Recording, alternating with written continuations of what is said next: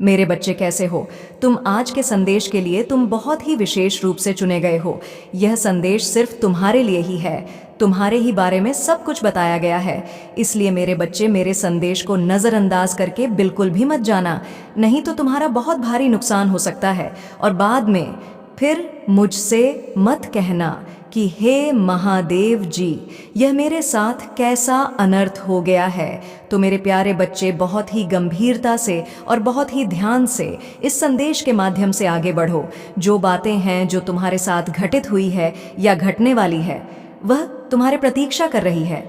मेरे बच्चे, तुम्हारे शत्रुओं के घर में मौत का तांडव हो रहा है।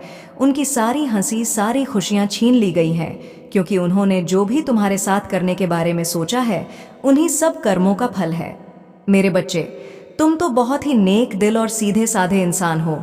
तुम सिर्फ अपने काम पर ही ध्यान देते हो। जिसमें तुम लग जाते हो उसी में ही लगे रहते हो। तुम्हें इधर उधर की चीज़ों से कोई मतलब नहीं रहता है। जब तक कि तुम अपना कार्य करते हो, जब तुम अपना कार्य कर होते हो, तभी तो तुम इधर उधर की बातें सुनते हो। परंतु मेरे बच्चे, तुम गलत ना होते हुए भी तुम्हें लोग गलत ठहराते हैं और तुम्हारी हर तरीके से बेइज्जती करने के बारे में सोचते हैं। वे यह चाहते हैं कि यह तो सीधा साधा और भोला भाला है, फिर भी यह इतना चालाक और होशियार कैसे हैं? मुझे नहीं लगता है कि यह ऐसा कर सकता है, परंतु फिर भी वह वैसा कर ले जैसा वह चाहता है। मेरे बच्चे, जो भी तुम्हारे नकारात्मक सोच रखने वाले व्यक्ति हैं, वह हमेशा तुम्हारे बारे में बहुत बुरे बुरे विचार सोचते रहते हैं और उन विचारों का तुम पर प्रयोग भी करना चाहते हैं। परंतु क्या करें, वह सब कर नहीं पाते हैं, क्योंकि जब तक वे तुम्हारे बारे में सोचते हैं तभी तक उन्हें यह सब बातें ध्यान आती है। उसके बाद में वह सब भूल जाते हैं कि क्या बात मैंने उसके साथ की थी और क्या बात मुझे करनी चाहिए। मेरे बच्चे, तुम जब भी अपनी मेहनत और लगन से आगे बढ़ते हो, तब लोग तुम्हें पीछे खींचने का प्रयास करते हैं। तुम्हें कई बार लोगों ने पीछे इस प्रकार से खींचा है जिससे तुम दोबारा अभी तक आगे बढ़ाने में सफल नहीं हो पाए हो। लगातार मेहनत कर रहे हो, फिर भी तुम पहले जैसे नहीं हो पाए हो। मेरे बच्चे, इस समाज में यही तो चीज़ है। लोग एक दूसरे को बढ़ता हुआ नहीं देख सकते हैं और ना ही उसे सफल होते देख सकते हैं। बस जो भी व्यक्ति अच्छा खासा काम धाम या कारोबार कर रहा है, बस उसकी पूंछ पड़कर खींच लो। यही सभी की मंशा रहती है और यही सभी करते हैं, परंतु यह सब गलत है। तुम जब स्वयं खुश नहीं कर सकते हो तो दूसरों के कार्य में हस्तक्षेप करने का तुम्हें कोई भी अधिकार नहीं है। तुम्हें ऐसे अधिकार नहीं दिए गए हैं जिनका तुम दुरुपयोग करो। जो तुम्हारा अधिकार है, सिर्फ तुम उन्हीं का पालन करो और अपने अधिकार के दायरे में रहना सीखो। मेरे बच्चे, तुम्हारी जो नेगेटिविटी तुम्हारे भीतर फैलाई गई है, वह बहुत ही सोच समझकर और बहुत ही पहला फुसलाका कराई गई है। इसलिए तुम कभी कभी अपने मार्ग से भटक जाते हो और तुम कुछ ऐसी चीज़ कर डालते हो जिसे तुम्हें ध्यान ही नहीं रहता है। तुम यह सोचते हो कि यह कार्य जो मैंने किया है, यह तो बहुत सही है, परंतु एक दृष्टि से देखा जाए तो वह कार्य बहुत ही गलत है।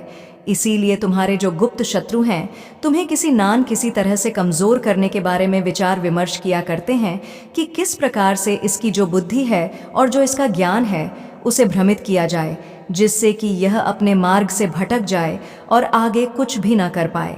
मेरे बच्चे, यदि तुम्हें अपने महादेव जी की बातों पर विश्वास है और मेरी शक्तियों पर विश्वास करते हो, तो मेरे इस संदेश को तुरंत लाइक कर दीजिए और हमारे चैनल महादेव का आशीर्वाद को सब्सक्राइब करके कमेंट में हर हर महादेव, जय माता पार्वती, जय बजरंग बली टाइप कर दीजिए। जैसे ही आप कमेंट बॉक्स में मेरा प्यारा नाम लिखेंगे, वैसे ही मेरा मन प्रसन्नता हो जाएगा और मैं आशीर्वाद से तुम्हारी झोली भर दूंगा। इसमें कोई दो राय नहीं है। तो मेरे बच्चे, जब आप रास्ते पर चलते हो तो आपके पीछे आपकी गुप्त जानकारी निकालने के लिए कुछ ऐसे लोग भी चलते हैं जिन्हें यह जानने की इच्छा है कि यह व्यक्ति क्या कर रहा है और कहाँ कहाँ जा रहा है, कैसे कैसे इसका काम धंधा चल रहा है। इन सब गुप्त चीज़ों को जानकारी के लिए तुम्हारे पीछे लग जाते हैं और तुम जान भी नहीं पाते हो कि कोई मेरे पीछे लगा हुआ है, परंतु उनके पीछे लगने से कुछ भी होने वाला नहीं है, क्योंकि उनकी तो अपनी विचारधारा है।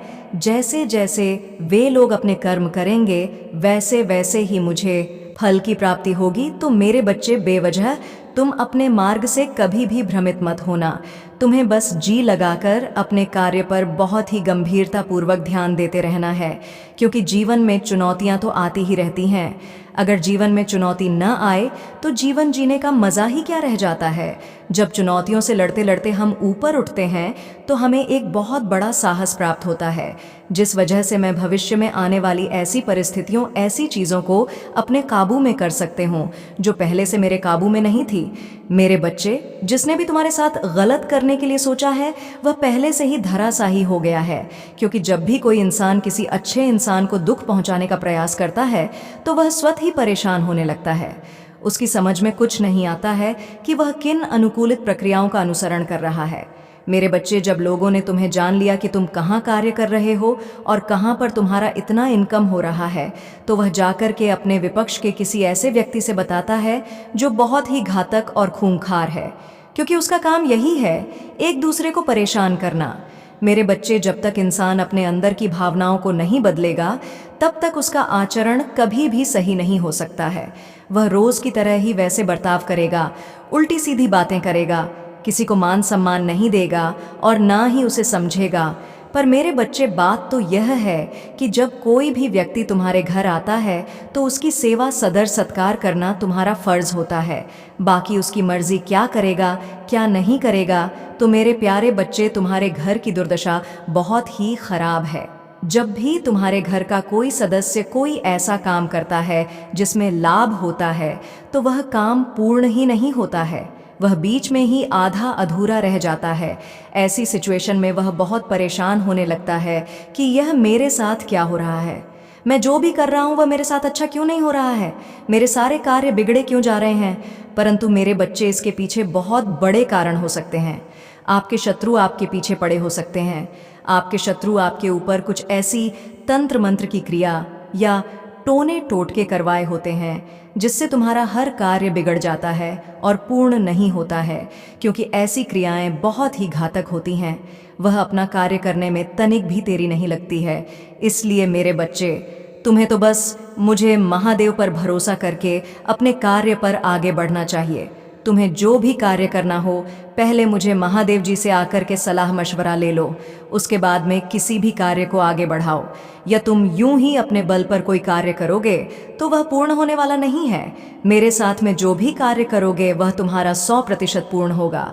मेरे बच्चे, तुम्हें अपने महादेव जी की बातों पर और उनकी महिमा पर विश्वास है तो कमेंट बॉक्स में हाँ टाइप करें, टप करें कि महादेव जी ने आज जितने भी बातें मेरे जीवन से संबंधित कही हैं वह सब सत्य है, उसमें एक भी गलत बात नहीं है और ना ही कुछ असत्य है।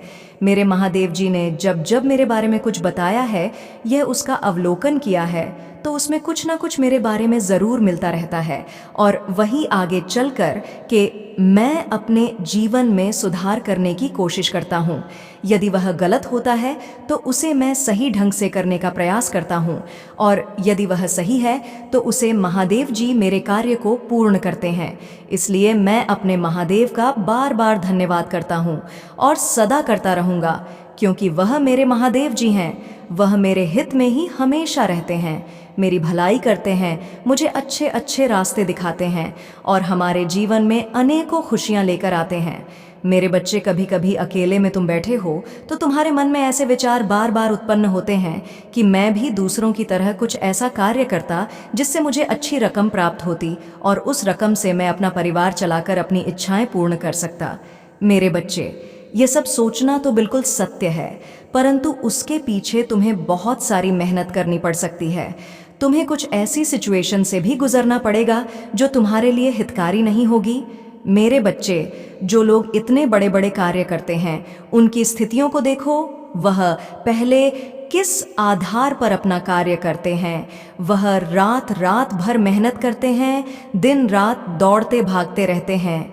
इस तपती धूप में वह हमेशा अपने शरीर को तपा रहते। इतना सब करने के बाद में ही उन्हें यह सब प्राप्त हो, पता है, फिर जाकर के वे आराम की जिंदगी जी पाते हैं।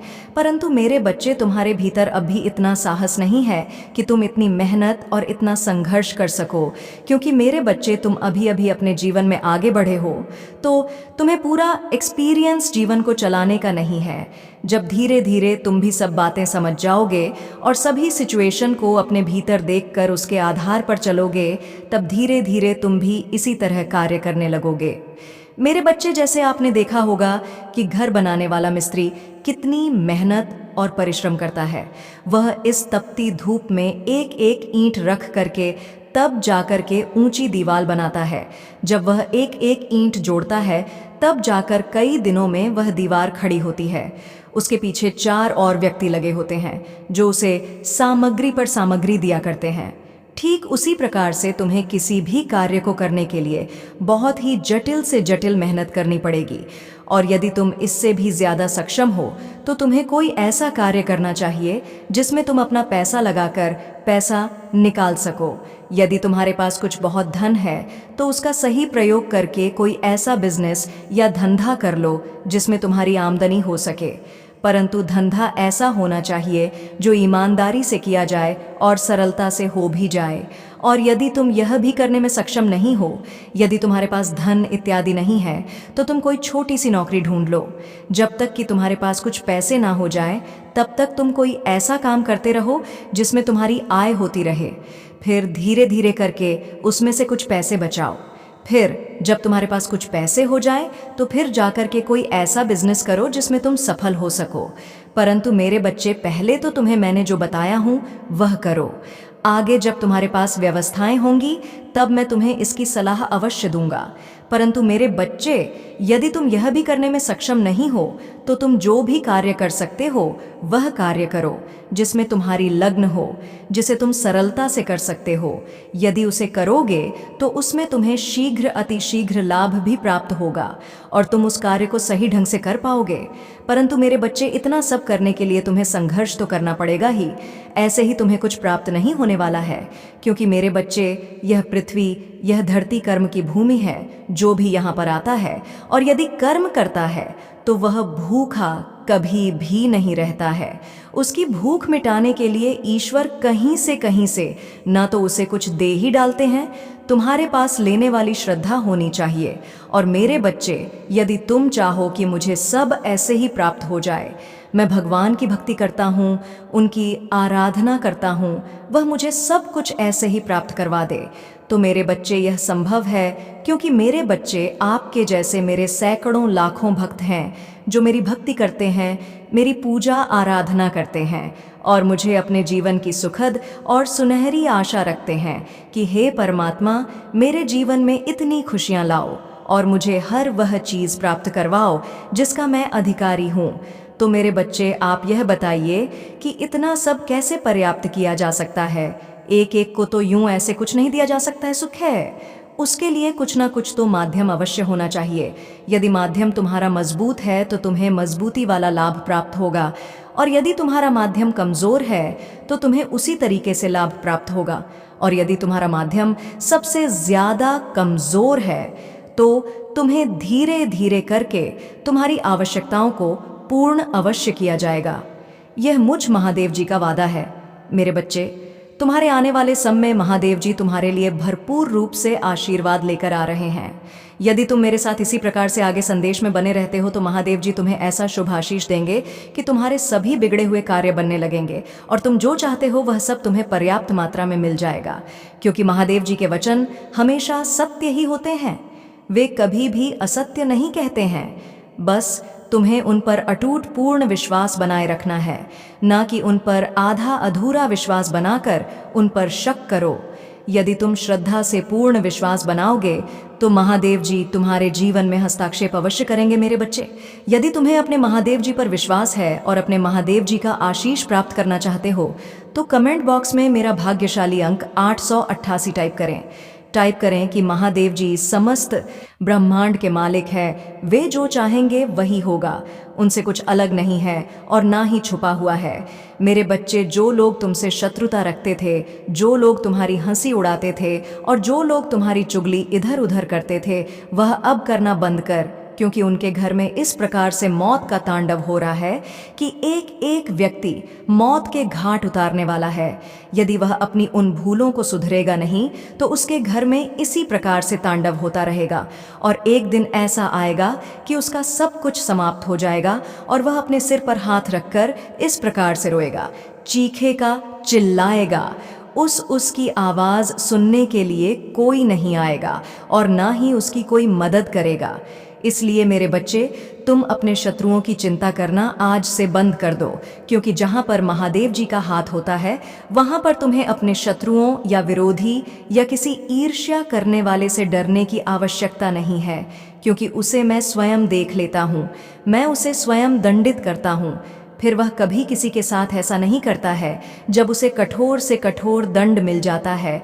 तो मेरे प्यारे बच्चे, मैं तुम्हारे जीवन का विस्तार पूर्वक जो भी घटना का वर्णन किया है, यदि उसमें तुम्हें सत्यता लगी हो तो कमेंट में हाँ टाइप करें और इस संदेश को तुरंत शेयर कर दें, ताकि दूसरे लोग भी मेरी बातों से संतुष्ट होकर कुछ लाभ प्राप्त कर सके। अब मेरे जाने का समय आ गया है, अब मैं चलता हूँ, तुम्हारा कल्याण हो। हर हर महादेव। ओम नमः शिवाय। जय माता पार्वती, जय हनुमान जी, जय श्री राम।